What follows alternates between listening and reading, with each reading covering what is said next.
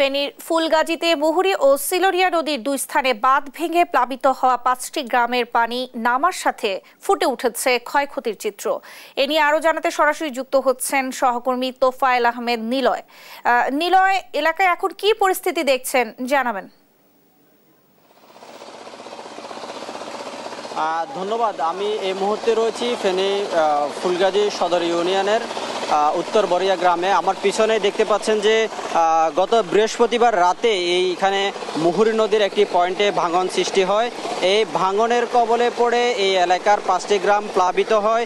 ইতিমধ্যে সেই সব গ্রাম থেকে পানি নেমে গেছে। পানি নেমে গেলেও ফুটে উঠছে ক্ষয়ক্ষতির চিত্র। আমরা এখানে এসে যেটি দেখেছি যে গতকাল সকাল থেকে এই ভাঙনটি মেরামতে কাজ করছে পানি উন্নয়ন বোর্ড।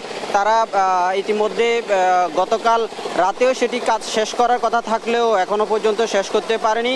তবে আমরা দেখেছি এখানকার পানি উন্নয়ন বোর্ডের নির্বাহী প্রকৌশলী আক্তার হোসেন মজুমদার, তিনি বলছেন যে নদীতে যে পানির স্রোত রয়েছে সেটির কারণে কিন্তু কাজের অনেকটা প্রতিবন্ধকতা সৃষ্টি হয়েছে, যার কারণে তারা কাজ করতে কিছুটা ব্যাক পেতে হচ্ছে। তবে ইতিমধ্যে কাজ যেটি চলছে সেটি হয়তো আগামীকাল বিকেল বা পর্যন্ত শেষ হওয়ার কথা রয়েছে। ইতিমধ্যে ড্রেজার মেশিনের মাধ্যমে ভাঙা স্থানে বালু ফেলা হচ্ছে। সেই পাশাপাশি জিও ব্যাগের মাধ্যমে কিন্তু প্রায় 1000 খানিক জিও ব্যাগ তারা রেডি রেখেছে, এখানে সেইগুলো ফেলবে এবং কি সেটি মেরামত করছে। আপনাকে আরেকটি বিষয় যদি বলি, এখানকার মানুষের যে দীর্ঘদিনের দাবি ছিল সেটি হচ্ছে মুহুরী, কহুয়া এবং সিলোনিয়া নদী সেটি সংস্কার করার জন্য তারা দীর্ঘদিন দাবি জানিয়েছেন। বিশেষ করে এইসব নদীগুলোর নাব্যতা একেবারেই কমে গেছে। নদীগুলোর অধিকাংশ জায়গায় 100-200 মিটার থাকলেও কিছু কিছু এলাকায় 30-40 মিটার হয়ে গেছে।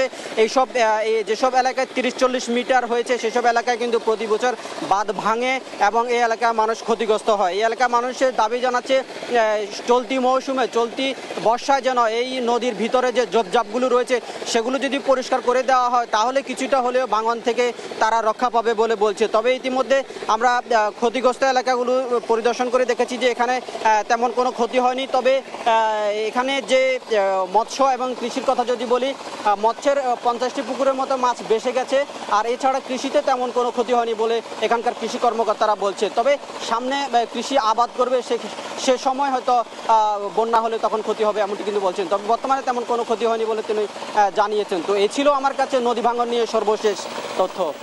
নিলয়, আপনাকে ধন্যবাদ। দর্শক, ফেনী থেকে আমাদের সঙ্গে যুক্ত হয়েছিলেন সহকর্মী তোফায়েল আহমেদ নিলয়।